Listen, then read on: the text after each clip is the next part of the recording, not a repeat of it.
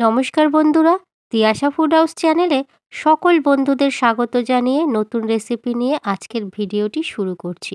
আজকে আমি তৈরি করে দেখাবো মুগ ডালের পোয়া পিঠা। আর এই মুগ ডালের পোয়া পিঠাগুলো খেতে খুবই টেস্টি। খেতে যেমন মজার, তেমনি বানানো খুবই সহজ।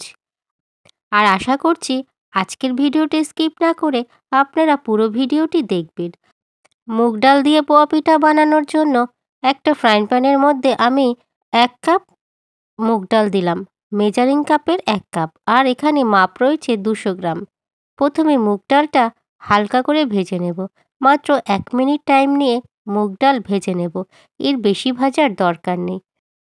আর আপনারা চাইলে মুগ ডালটাকে ভালো করে ভিজিয়ে তারপরে পেস্ট করে নিয়েও পিঠাগুলো ভেজে নিতে পারেন।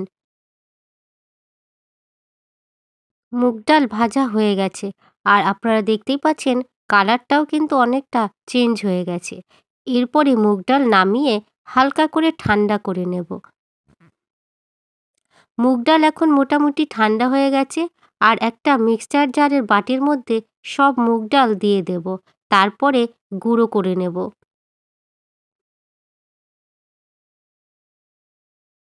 আর এখন ডাল গুঁড়ো করে নিচ্ছি।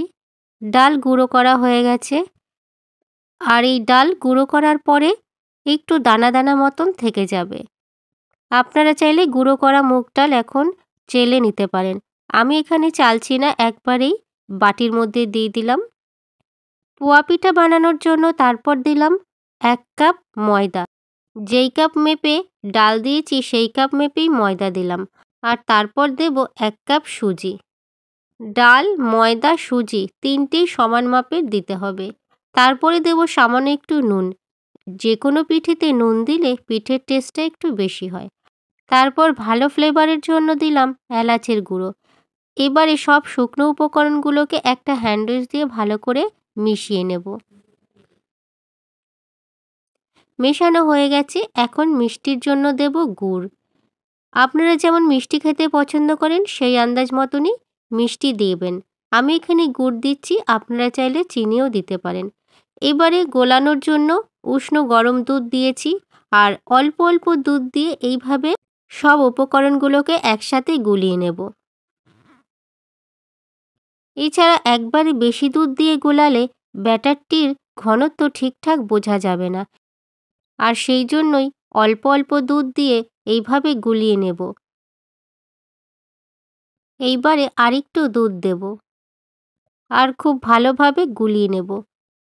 এছাড়া ভালো করে ফেটিয়ে নেব, তাহলে পোয়া পিঠাগুলো খুব সুন্দরভাবে ফুলে যাবে।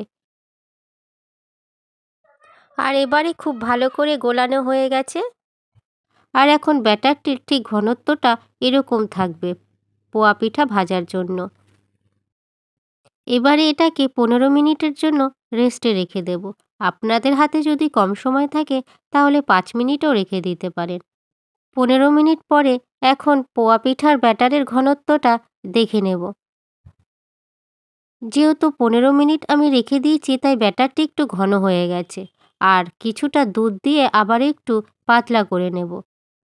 আর সামান্য একটু দুধ দিলাম, মাত্র 2 চামচ দুধ দিয়ে ব্যাটারটিকে আবার গুলিয়ে নেব।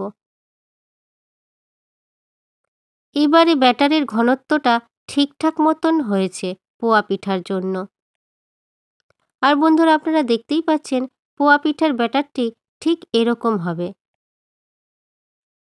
এরপরে পোয়া পিঠাগুলো ভেজে নেব।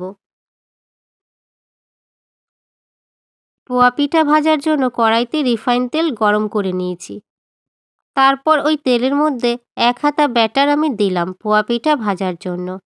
আর আপনারা দেখতেই পারবেন পোয়া পিঠাগুলো কত সুন্দরভাবে ফুলে উঠবে। তাহলে বন্ধুরা, দেখতেই পাচ্ছেন পোয়া পিঠাগুলো বেশ সুন্দরভাবে ফুলে উঠেছে। আর তেল ওপর থেকে এরকম নাড়িয়ে দিলে পিঠাগুলো আরও সুন্দরভাবে ফুলে ওঠে। আপনারা যদি ঠিক এই পদ্ধতিতেই পিঠেগুলো তৈরি করে নেন, তাহলে ঠিক এরকমভাবেই পোয়া পিঠাগুলো ফুলে উঠবে। পোয়া পিঠা ভাজা হয়ে গেছে, এইবারে নামিয়ে নিচ্ছি। তাহলে বন্ধুরা, দেখতেই পাচ্ছেন পিঠাটা কত সুন্দর ফুলে উঠেছে, একদম পুরো গোল হয়ে গেছে।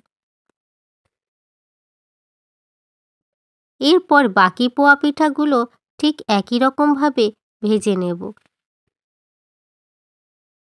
আর বন্ধুরা, আপনারা দেখতেই পাচ্ছেন সবকটা পিঠা কত সুন্দরভাবে ফুলে উঠেছে। আর এই মুগ ডালের পোয়া পিঠাগুলো দেখতে যতটা লোভনীয়, খেতেও ততটাই মজার। আর বন্ধুরা, এখন আমি দেখিয়ে দিচ্ছি মুগ ডালের মালপোয়াগুলো কতটা নরম আর সফট হয়েছে। তাহলে বন্ধুরা, দেখতেই পাচ্ছেন পিঠাগুলো কত সুন্দর নরম। আর আজকের এই মুগ ডাল দিয়ে পোয়া পিঠার রেসিপিটা কেমন হয়েছে সে বিষয়ে কমেন্ট করে অবশ্যই আমাকে কমেন্ট বক্সে জানিয়ে দেবেন। এছাড়া রেসিপিটা বন্ধুদের সাথে শেয়ারও করে দেবেন। আর আপনারা অবশ্যই ভালো থাকবেন, সুস্থ থাকবেন। আর পুরো ভিডিওটি দেখার জন্য অসংখ্য ধন্যবাদ।